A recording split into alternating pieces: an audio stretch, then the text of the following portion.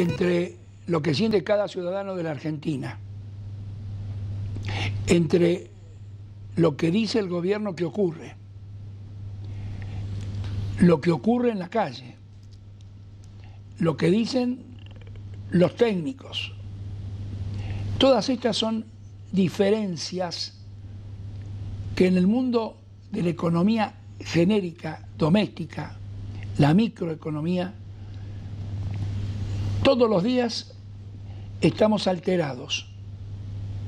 Pero luego hay otro plano que es el de la macroeconomía, donde si aquella macro no tiene un encauzamiento, una avenida de salida, la micro no puede hacer de las suyas, sino es más arriba, donde la cuestión a veces cuesta ajustarla o ponerla bien. Hemos invitado a Agustín Monteverde, que es un economista, para tratar de entender lo que en estas horas vuelve a plantearse en la sociedad argentina, que es una gran incomodidad por lo que cuestan los productos, por enterarse que el resto del mundo, Europa, Estados Unidos, en las grandes ciudades, se vive, se come y se trabaja por la mitad de lo que ocurre en la Argentina, pero hay diferencias de salarios en estos países que están en condiciones aparentemente mejores. Pero digo aparentemente porque en la realidad hay que vivir en cada ciudad y saber si se está mejor o no. Pero los datos, los números, hoy nos marcan unos desniveles muy notorios. Muchas gracias, Monteverde. Me gusta. Esta sensación que tenemos los argentinos, no hablo de la gran ciudad que todavía tiene una super sensación, sino hablo en general del país, donde lo que escucho, usted, yo, la gente del gobierno, los precios no se calman, siguen subiendo, me dicen que la inflación es del 2.6, pero cuando llego a la góndola, que 2.6, cada semana 2.6, es decir, usted como su familia, yo, andamos y escuchamos, pagamos un café, pagamos. ¿Qué nos pasa entre lo que la gente dice que vive y lo que el gobierno nos dice que ocurre con las cosas?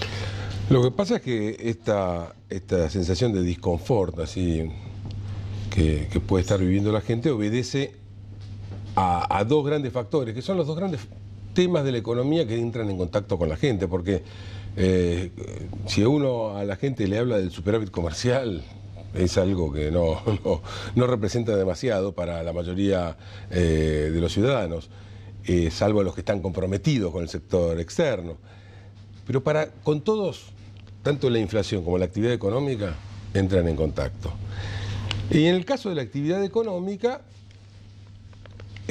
no es en forma tan masiva como la inflación. La inflación entra en contacto con todo.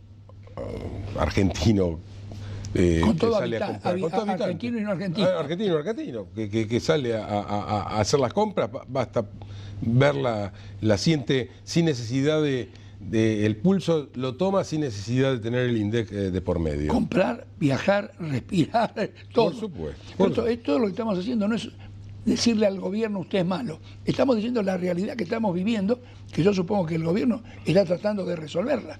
Pero está muy preocupado, bueno, está muy preocupado y se ocupa del tema. El tema es si se ocupa útilmente del tema. La actividad, en cambio, entra en contacto solamente con la gente cuando es problemática. Si no, a gente uno le habla de actividad económica, ¿qué significa eso?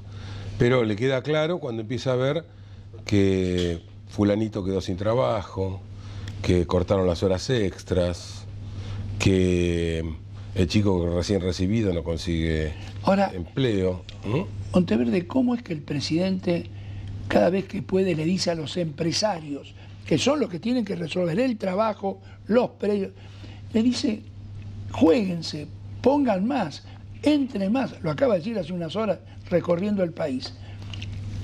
¿Qué pasa? Los empresarios están esperando que ocurra algo. Lo que pasa es que ahí el gobierno ensaya una aproximación un poco naif a la cuestión de la inversión. El gobierno razonablemente, los funcionarios quieren movilizar la economía Y para eso le piden a los empresarios, bueno, inviertan, muévanse, lo que sería muy sano. Ahora, ocurre que estos fenómenos que estábamos hablando, la inflación, la falta de actividad económica, el gobierno también los trata como si fueran organismos que tienen vida independiente. Entonces dice, la inflación es resiliente a bajar. ¿Qué cosa, no? ¿Qué cosa? No conseguimos bajarla. Y eso que lo tenemos al señor Sturzenegger, que tiene la tasa incluso demasiado alta. El problema es que no ver que estas son consecuencias de decisiones previas que se toman y que no se tuercen simplemente con parches. Pretender atacar la inflación solamente con política monetaria genera unas distorsiones fabulosas y que las estamos pagando. ¿Qué es lo que hay que atacar?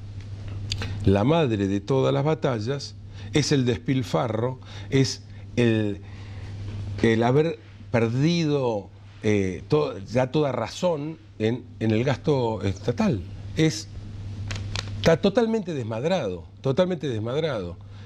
Y si bien el nuevo ministro, ya no tan nuevo, ¿no?, pero ha hecho importantes esfuerzos, ¿no?, en recortar gastos, acá lo que se requiere va mucho más allá de que poner un torniquete a ciertas mangueras para que salga menos plata. Lo que se requiere es un replanteo estructural del Estado, reformular el Estado, replantear incluso las reglas de juego de nuestra economía. A ver, reformular el Estado, ya sé, usted me va a decir, menos ministerio, menos secretario, está bien, eso es una parte, pero es una parte chiquita. Cuando usted me habla del Estado, está el Estado nacional, el provincial y el municipal. ¿Qué puede reestructurar el gobierno central con un presupuesto aprobado el año pasado, que es casi la continuidad del anterior? Siempre son la continuidad del anterior. Son la continuidad del anterior aumentada, siempre. Lo que puede hacer es muchísimo. En primer lugar, es un desmadre absoluto la Administración Pública Nacional. Los 22 ministerios o 23 que usted mencionaba, con toda la estructura de secretarías, subsecretarías, direcciones y demás. Este país se tiene que manejar con 6 ministros, 18... es el ejemplo de austeridad que usted le pide al gobierno. Secretario de Estado como mucho. Bueno, de ahí para abajo, ¿qué más? Ahora, no, y al costado, ¿y todos los organismos descentralizados? ¿Sabe la cantidad de organismos? Creo que nos pasamos, si empezamos a enumerarlos ahora en una lista, si vemos acá nos alcanzan un papel con la lista de organismos descentralizados, creo que nos pasamos la tarde hablando. Hay otra cuestión que no le voy a escapar, que es, tenemos que darnos cuenta que vivimos por encima de nuestras posibilidades. Hay una mala noticia, no se puede seguir distribuyendo miseria. Porque lo que estamos distribuyendo es miseria y cada vez vamos a hundirnos más en el fango, porque bueno, con la razonable y loable preocupación de aquellos que están postergados y demás, nos hemos dedicado a destruir a los productivos y pretender traspasarle una parte menor, porque la mayor parte se la come el aparato estatal, una parte menor, aquellos que entre los postergados se cuelan una cantidad enorme de, para decirlo en forma castiza, de vagos. Ahora, a ver, ¿cómo hace este gobierno con los meses que tiene, con una elección por delante, para poder enderezar el camino de la economía y que mes a mes no siga subiendo la insatisfacción? No me alcanza el salario, el problema del trabajo, menos horas extras, lo que usted acaba de decir. ¿Cómo se endereza en el medio de todo? A ver, lo que necesitamos es que el médico, en vez de darme aspirinetas para parar la fiebre, que me la sube después a aspirinas, en vez de pretender curarme con ya vas a estar bien, se decida finalmente por atacar la causa del problema, que es la infección, y por lo tanto ir y aplicar los antibióticos y en la medida necesaria. Cuanto más tiempo dejamos pasar, los antibióticos tienen que ser más fuertes y más van a golpear al paciente. Ahora, las inversiones que iban a venir, pareciera que todavía el país lo tienen en un estado de observación, y lo dicen con toda claridad, lo acaban de decir los italianos que estuvieron por aquí. Vamos a ver qué pasa en octubre, porque hay una gran duda de cómo se compone la política argentina después de la elección del medio término, con toda la importancia que tiene ahora en el 17. ¿Qué quiere decir? Que recién después de octubre, noviembre, el gobierno va a tratar de encaminar algunas acciones para resolver este entuerto. A ver, siempre me queda la duda de por qué, si en marzo del año pasado a mí una figura importante de este gobierno me dijo: ya estamos trabajando en la próxima elección, ¿por qué después de octubre ya no vamos a estar pensando en la siguiente elección? Que si decían que esta era crítica, más crítica es la subsiguiente, en donde vamos porque se queden o que se vayan, que es un término práctico que los funcionarios entienden bien, es por la elección del 19. Entonces, a mí es una duda que siempre me queda, pero a mí me han planteado autoridades, me han dicho: después de octubre acá se va a trabajar con especial dedicación en aquellos problemas que tiene la Argentina. Ahora, para trabajar en esos problemas centrales, en esas cuestiones de fondo, hay que estar trabajando ahora. No es cuestión de en octubre, bueno, ahora vamos a salir porque requiere un trabajo de planeamiento muy denso. Y eso no se ve. Eso no se ve. Ahora, lo que también yo llamo la atención es que cuidado, porque uno avisa, e incluso algunos son bastante caprichosos con los que advertimos, ¿no? Con los economistas. Entonces, se pasó advirtiendo cuando no pasaba nada. Justamente uno trata de advertir cuando las cosas son manejables.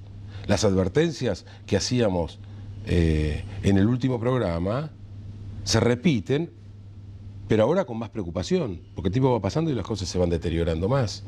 Es decir, es imposible derrotar real y auténticamente la inflación sin política fiscal. Y la política fiscal lo que requiere acá ya no es aumentar los impuestos, porque somos el país con mayor presión tributaria del mundo, y lo dice el Foro Económico Mundial, ¿sí?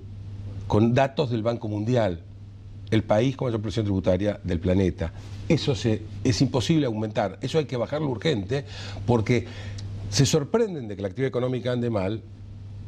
Muchachos, sepan que están aplastando a la gente, a todos, no solamente a Techín, al empresario pyme, no, a usted, a mí y a los cameraman. A todos nos están aplastando con impuestos. Ese es un camino que no se puede seguir. Ahora, ¿este es el gobierno que aumentó impuestos o viene como consecuencia de la ola de años anteriores? A ver, el gobierno bajó impuestos inicialmente al sector exportador, cosa que estaba muy bien y aplaudo. Es más, ojalá los hubiera bajado, hubiera terminado de eliminar las retenciones a la soja, pero para el ciudadano común no hubo realmente baja de impuestos, sino por el contrario, aumento. Por más que me vengan con el tema de que aumentaron el monto mínimo no imponible, en todo caso, eso depende de cuál es el nivel de inflación. Con el nivel de inflación que hay, siguió aumentando la presión tributaria, porque el aumento del monto mínimo no imponible no fue superior a la inflación que hubo en el tiempo. Además, lo que requerimos es una simplificación del sistema tributario. No puede ser que uno tenga que tener poco más o menos que un equipo de contadores para liquidar los impuestos. Pero este es un tema. Ese tema está ahogando la actividad económica. El ministro de Economía dijo que lo iban a tratar después de las elecciones. Sí. Él anunció de la reforma después de las elecciones. Sí, pero es una reforma de baja intensidad, de muy baja intensidad lo que se está viendo, y yo lo que estoy hablando es de una reforma en donde hay que hay que tirarlo a la basura el sistema actual y empezar de vuelta. También tiene que reducir los gastos. Y para reducir los gastos, sí, ¿alcanza con los ministerios? ¿O hay toda una prelación de temas? hay que bajar los impuestos y hay que bajar los gastos. Pero un último comentario sobre los impuestos. No es solamente bajar impuestos, es también simplificar. Hay 95 impuestos que... Más la locura de todo lo que es provincias, municipios, los paraimpuestos, donde nos viene... el señor Rodríguez Larreta nos manda lo he citado alguna vez acá, el grado de autopartes, pues son todas cosas que salen del mismo bolsillo. Eso es un tema. Ahora, lo que usted mencionaba, sí, para bajar impuestos es necesario bajar gastos, pero no es exactamente en la misma proporción, porque si se reduce la presión tributaria va a haber más actividad económica. Muchachos, no se sorprendan de que la actividad esté pinchada.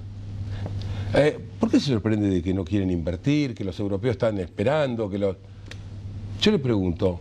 Los europeos tienen una cuestión jurídica del país, ¿no? Discúlpeme, ¿usted está muy ansioso por invertir? Yo no estoy muy ansioso por invertir. A ver, alguien de los que está mirando, ¿está muy ansioso por hacer no, todos estamos ansiosos porque el país se encamine. Ah, bueno, entonces todos estamos esperando a ver qué es lo que va a pasar para tomar una decisión sobre si se va a invertir o no. O sea, en definitiva, lo que estamos esperando es que sea el gobierno el que mueva la pieza de ajedrez para que recién haya inversión y no al revés. Para que y esas piezas... Ahora, pero ¿por qué entonces el gobierno no quiere mover las piezas de ajedrez? No, el problema es el diagnóstico, el problema es cómo ve las cosas. Si hay algo que me consta es que es un gobierno que trata de hacer las cosas bien. Esto hay buena gente. El problema es que hay buena gente que trata de hacer las cosas bien, pero las cosas no van bien. Es que la yerran en el diagnóstico. Si creemos que vamos a resolver la inflación con una aspirineta, no va a andar. Y por el contrario, creamos unas distorsiones fabulosas. Estamos creando una masa de deuda cuasi fiscal, de gasto cuasi fiscal, que puede ser fatal para la economía. Fatal, porque ya lo hemos vivido. Porque ya sabemos las condiciones letales que tiene una deuda que aumenta sola ya por el solo efecto de los intereses. No, dentro de un tiempo no va a haber tasa de interés para seguir seduciendo a la gente. Ese día, ¿qué ocurre con...? Por ahora hemos visto la etapa dulce de la bicicleta financiera. Le ofrecemos al mundo un dólar quieto o incluso en términos reales claramente a la baja y tasas de interés altas. Para seguirlo seduciendo necesitamos ofrecer tasas de interés cada vez más altas. ¿Sí? ¿Qué va a pasar el día que digan, ya está, ya fue suficiente para mí, quiero los dólares? ¿De dónde los vamos a sacar? Si los gastamos en gasto público, nos los fumamos, se fueron los dólares. ¿De dónde los vamos a sacar? Pero perdón, el Banco Central en este momento no tiene atesorado montos realmente muy significativos. El Banco Central tiene... el cambio que hubo entre la entrega... Tiene reservas brutas por 50 y tantos mil millones de dólares, pero tiene reservas netas por algo así, como por 14.000.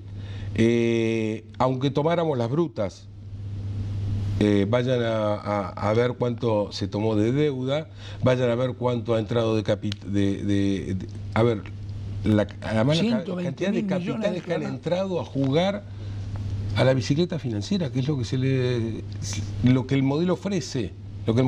¿Y sabe por qué la bicicleta financiera? Por el Estado. Se lo hago cortita.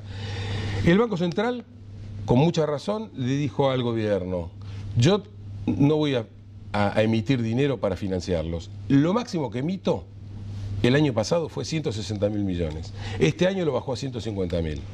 Perfecto. Límites, le puso límites. Ahora, ¿qué ocurre? El gobierno entonces, para financiarse, que no tengo la maquinita, ya que no puedo aumentar más impuestos, salió a tomar deuda desaforadamente. La deuda en moneda extranjera. ¿Qué ocurre?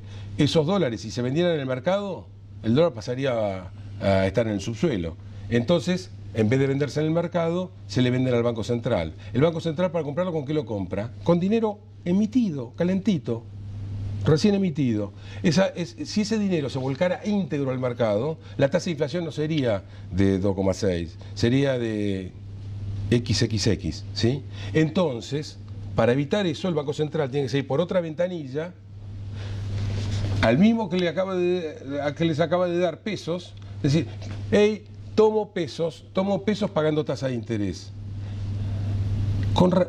Fíjense lo perverso de este modelo. Pagamos tasa de interés por la deuda y volvemos a pagar tasa de interés para esterilizar los pesos porque cambiamos esa deuda. Entonces, estos temas, a ver, la mejor forma que tengo de ayudar al gobierno es planteándolos. Yo no estoy criticando y atacando al gobierno. La mejor forma es ponerlo sobre la mesa. Ahora, ¿los economistas hablan con el gobierno? Sí. El mundo de los economistas habla. Sí, habla en privado, no digo en forma pública. Yo debo decir, hay ministros que conversan con otros economistas. A un vicejefe de gabinete me consta también que oyen, escuchan, pero tal vez hay otros que seducen mejor y terminan con el diagnóstico equivocado. Y si el diagnóstico es equivocado, en vez de atender la infección con antibióticos, la atendemos con aspirina. Monteverde, muchas gracias. Todas las opiniones valen. Y me parece muy bien que cuando una opinión se da genuinamente, debe ser bien tomada. Esperemos que no sea mal tomada. Y luego el camino dirá si pueden resolver. Creo que si hay algo que tenemos en este gobierno es que sabe escuchar, porque en ese sentido es tolerante, es un gobierno realmente que conversa y que escucha. Bueno, en algún momento se va a encontrar el camino. Muchas gracias.